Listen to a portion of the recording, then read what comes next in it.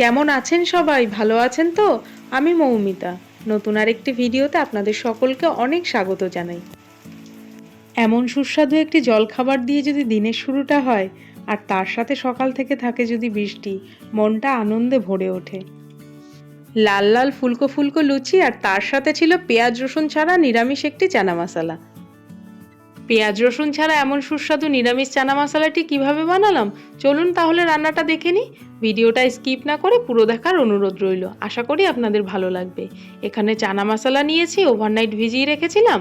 আপনাদের হাতে সময় না থাকলে অন্তত 6 থেকে 7 ঘন্টা ভিজিয়ে রাখবেন। চানাগুলো সিদ্ধ করার জন্য প্রেসারে দিয়ে দিয়েছি, একটু লবণ দিয়ে দিলাম আর একটু দিয়ে দেব হলুদ গুঁড়ো। নিরামিষের দিনে এইভাবেই রান্নাটা করে দেখবেন, খেতে খুব ভালো লাগবে। এইবার জল দিয়ে দিলাম। জলের পরিমাপটা কিভাবে বুঝবেন দেখিয়ে দিচ্ছি। ঠিক এইভাবে দেখে নেবেন, একটা আঙুল দিয়ে দেখবেন জলের পরিমাপটা ঠিক 1 কর ওপরে আছে কিনা, তাহলে বুঝবেন ঠিক আছে। 6 থেকে 7টা সিটি দিয়ে নেবেন, তাহলেই দেখবেন পারফেক্ট সিদ্ধ হয়ে গেছে।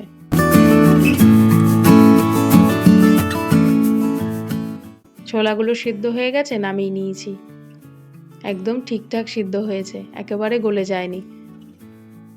কিছু গোটা মশলা এখানে এখন ভেজে নেব। কড়াই গরম হয়ে গেছে, এখানে গোটা ধনে, গোটা জিরে আর কিছু লবঙ্গ দিয়েছি। 4টে লবঙ্গ দিয়েছি, বেশি না। একটু লবণ দিয়ে ভেজে নেব, যাতে গোটা মশলাটা পুড়ে না যায়।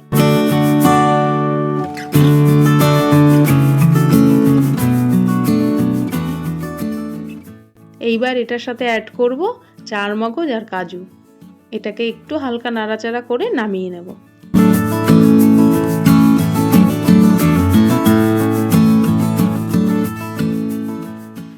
ব্যাস হয়ে গেছে, নামিয়ে নেব। মশলাটাকে শুকনো ঘুরিয়ে নেব। এবার একটু জল দিয়ে স্মুথ পেস্ট করে নেব।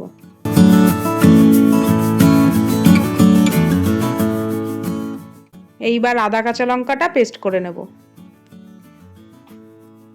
এই আদা কাঁচা লঙ্কার পেস্টের মধ্যে একটু কাশ্মীরি লঙ্কার গুঁড়ো আর একটু হলুদ গুঁড়ো মিশিয়ে রেখে দেব। চ্যানেলে নতুন হয়ে থাকলে চ্যানেলটা অবশ্যই সাবস্ক্রাইব করে বেল আইকনটা ক্লিক করে দেবেন, পরবর্তী ভিডিও নোটিফিকেশান পেয়ে যাবেন। কড়াই গরম হয়ে গেছে, রান্নাটা পুরোটাই সাদা তেলে করব। সাদা তেল দিয়ে দিয়েছি আর দিয়ে দিলাম কিছু গোটা গরম মশলা, দারচিনি, এলাচ আর শুকনো লঙ্কা। আর পেস্ট করে রাখা মশলাটাও দিয়ে দিচ্ছি। মশলাটাকে ভালো করে এবার কষিয়ে নেব, যতক্ষণ না মশলার কাঁচা গন্ধটা চলে যায়। স্বাদ অনুসারে একটু লবণ দিয়ে দেবো। ছোলা সেদ্ধর সময় অল্প লবণ দিয়েছিলাম, তাই এখানে আর বেশি লাগবে না, অল্প করেই দেব। মশলাটাকে কষিয়ে নেব। মশলাটা কত সুন্দর কষে গেছে, মশলার গায়ের থেকেও তেলটা খুব সুন্দর ছেড়ে এসছে।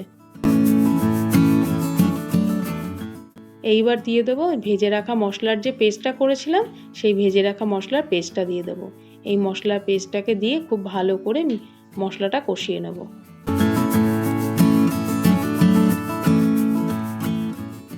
বাস মশলাটাকে খুব সুন্দর করে কষিয়ে নেব, যতক্ষণ না মশলার গায়ের থেকে তেল ছেড়ে আসে।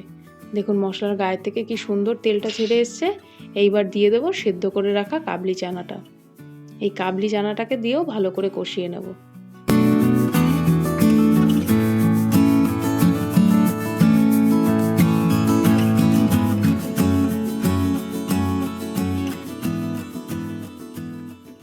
ব্যাস চানাটাও খুব সুন্দর কষানো হয়ে গেছে। এবার চানা সিদ্ধ করে রাখা যে জলটা ছিল সেটাকেই দিয়ে দেবো। আলাদা করে অন্য কোনো আর জল অ্যাড করতে হবে না। এবার ভালো করে মিশিয়ে অল্প আঁচে আস্তে আস্তে এটাকে হতে দেবো।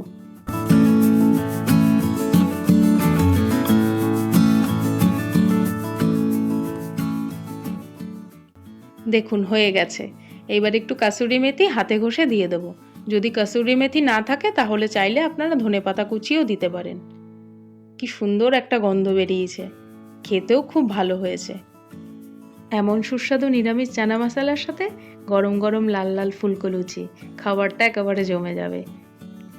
আপনারাও একবার এইভাবে পেঁয়াজ রসুন ছাড়া চানা মশলা বানিয়ে দেখবেন, সবাই হাত চেটে খাবে।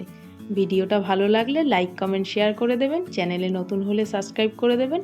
পরবর্তী ভিডিওতে দেখা হবে। সবাই ভালো থাকবেন, ধন্যবাদ।